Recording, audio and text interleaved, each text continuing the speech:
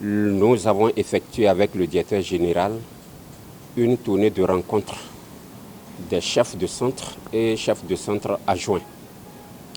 Cette tournée s'inscrit dans le cadre des échanges que le directeur général a l'habitude d'organiser avec ses acteurs majeurs pour leur permettre d'avoir la main en vue de prendre le jour du déroulement du baccalauréat des décisions pertinentes. Donc c'est dans ce cadre que nous avons effectué cette tournée-là. Nous les avons rencontrés et tout s'est bien passé. Je crois que le message est bien passé. Nous sommes maintenant prêts pour organiser le baccalauréat.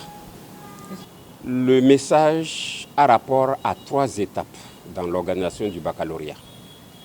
La veille du baccalauréat, ce qu'il doit faire, le jour même du baccalauréat, ce qu'il doit faire, et dans le processus du déroulement du baccalauréat, ce qu'il doit faire.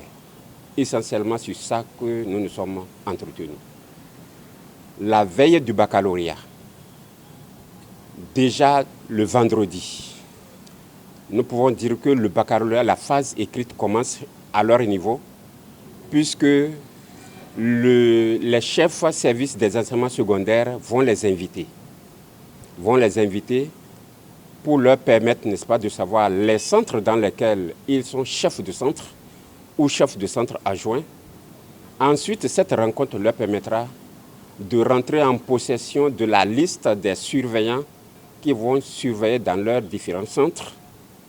Et déjà, étant donné que les chefs de centre ont en leur possession la liste des surveillants de salle, déjà dès samedi, pour gagner du temps le jour de la composition, ils peuvent déjà s'amuser à effectuer les binômes pour pouvoir gagner du temps et ainsi le jour de la composition dérouler, n'est-ce pas, ces binômes pour la surveillance. Le dimanche, étant donné que la composition a lieu le lundi, ils doivent éviter, n'est-ce pas, d'être surpris désagréablement dans leur centre. C'est pour cela que le dimanche, les superviseurs de centre, les chefs de centre, les secrétaires de centre et les censeurs de centre doivent se rencontrer et aller à la police nationale, au commissariat, une fois la conformité établie.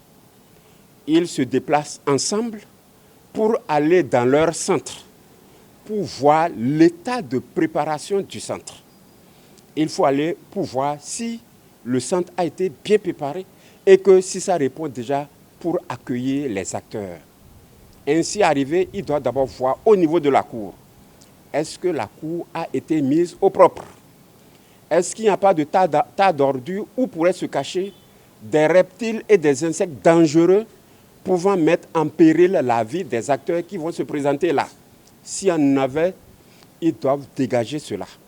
Après avoir constaté la propreté de la cour, ils doivent aussi aller salle par salle pour voir si, entre-temps, les salles ont été bien préparées. Bien préparées, c'est quoi? La propreté des salles. Ensuite, n'est-ce pas, ils doivent aussi constater que les tables et bancs sont bien rangés de telle sorte que le candidat qui est assis derrière ne puisse pas voir ce que celui qui est devant, n'est-ce pas, est en train de faire. Ensuite, ils doivent aussi voir les inscriptions sur les tables, les numéros d'inscription des candidats. Est-ce que ces numéros sont bien inscrits? Est-ce que de façon chronologique, ces numéros sont bien inscrits? Parce qu'un numéro, n'est-ce pas, mal écrit, n'aura pas de candidat.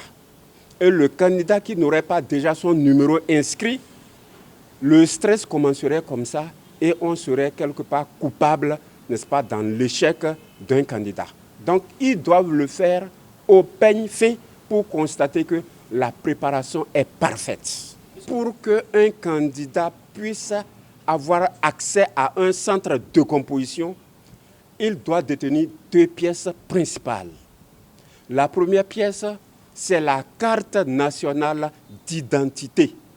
La carte nationale d'identité en cours de validité. Et ensuite, la seconde pièce, c'est sa convocation qui permet de savoir que Le candidat qui est là, c'est lui qui est convoqué pour passer le baccalauréat. Alors, par rapport, n'est-ce pas, à la carte nationale d'identité, nous avons appris, les chefs d'établissement, n'est-ce pas, ont remonté l'information au niveau du directeur général de l'Office du baccalauréat, à savoir que les cartes d'identité de certains candidats ne seraient pas déjà disponibles.